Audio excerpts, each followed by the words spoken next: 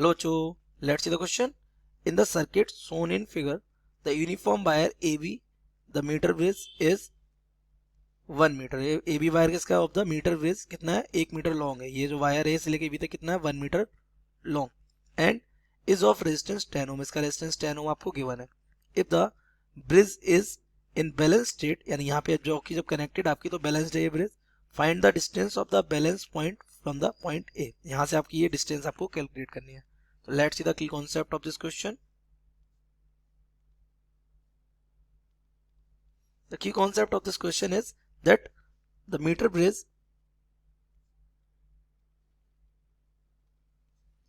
is based on the principle of Wheatstone bridge.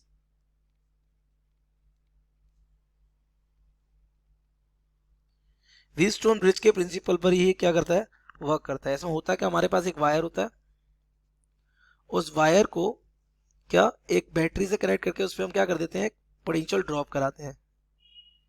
इस पर क्या करते हैं, पोटेंशियल ड्रॉप, है ना. और उसका पोटेंशियल ग्रेडियंट क्या कर लेते हैं, मेजर कर लेते हैं. तो what is potential gradient, the potential difference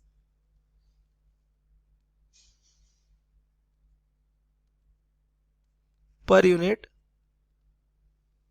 length is potential gradient. SIM क्या बोलते हैं, पोटेंशियल ग्रेडियंट बोलते हैं. ये क्या बताता है, ये बताता है कि यूनिट डिस्टेंस में, unit length of the wire में कितना वोल्टेज है. और ये बैलेंस कब होता है, बैलेंस आपको पता है तभी होगा जब ये जॉकी कैसा, galvanometer shows the no deflection, है ना. So it is said to be balanced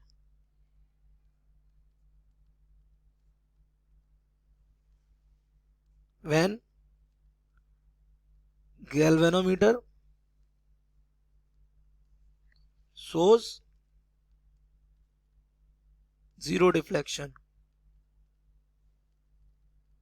okay, तो अपने क्वेश्चन को हम देख लेते हैं. यहाँ पे देखिए, जब ये जॉकी यहाँ पे कनेक्ट नहीं थी तब पहले इस सर्किट को हम ऑब्जर्व करने करते हैं कोशिश. तो हमारा wire resistance of A V आपको गिवन है कितना, of 10 Om.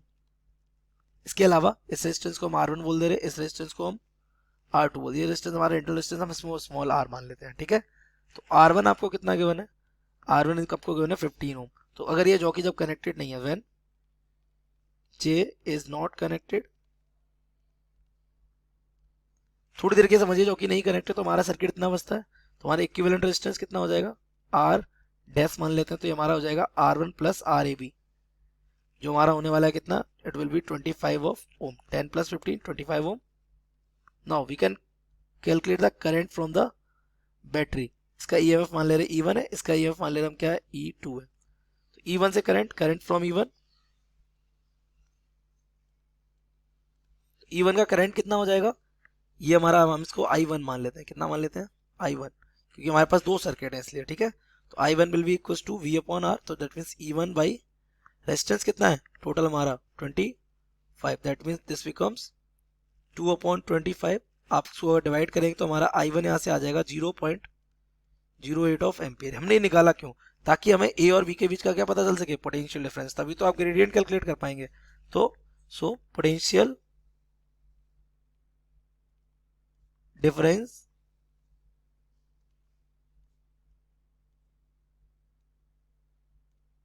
Across the wire AB, तो हम यहाँ कह सकते हैं VAB, ये हमारा हो जाएगा I इंटू RAB. I कितना है 0.08 ऑफ ओम, और करंट और रेजिस्टेंस कितना है आपका 10. तो हमारा यहाँ से VAB आ जाएगा कितना, 0.8 ऑफ वोल्ट. तो we can calculate the potential gradient. Potential gradient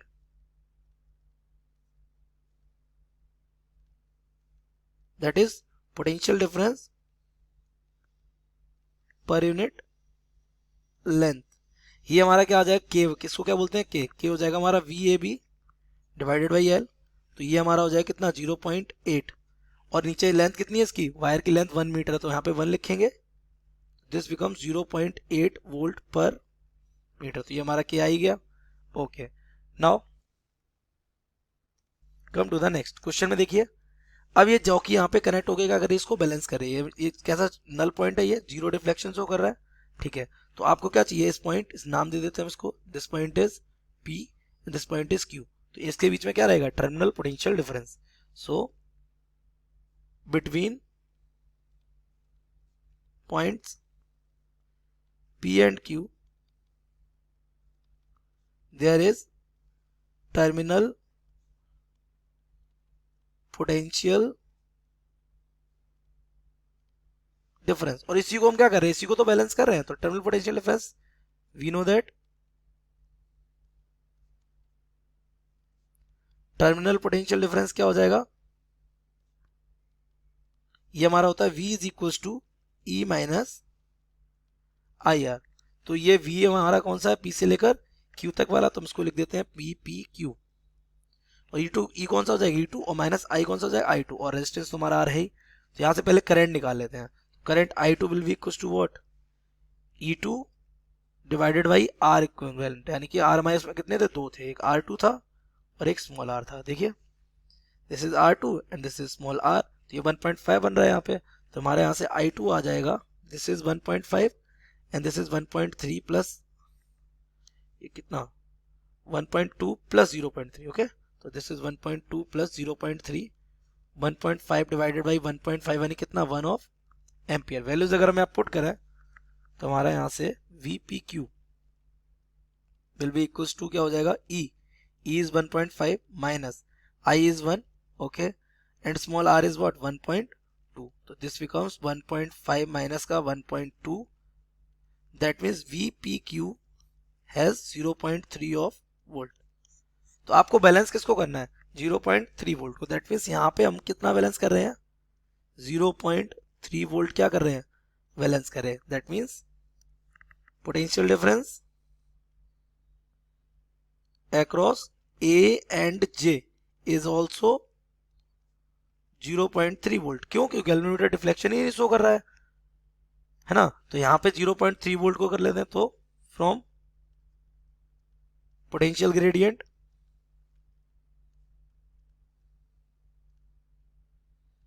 आपका V से लेकर PQ तक क्या हो जाएगा, K इंटू लेंथ ऑफ कहां से कहां तक, A से लेकर J तक, ओके। तो length of A to J, ये भी हमारा A2 क्या हो सकता है, J हो सकता है। तो हमारा वोल्टेज कितना है, हम कंप्लीट करें उसको, 0.3 इज इक्वल टू K अभी भी हमने कैलकुलेट किया था, कितना आया था 0.8 इंटू आपको लेंथ चाहिए कहां से कहां तक, A से लेकर Z तक, सॉरी J तक।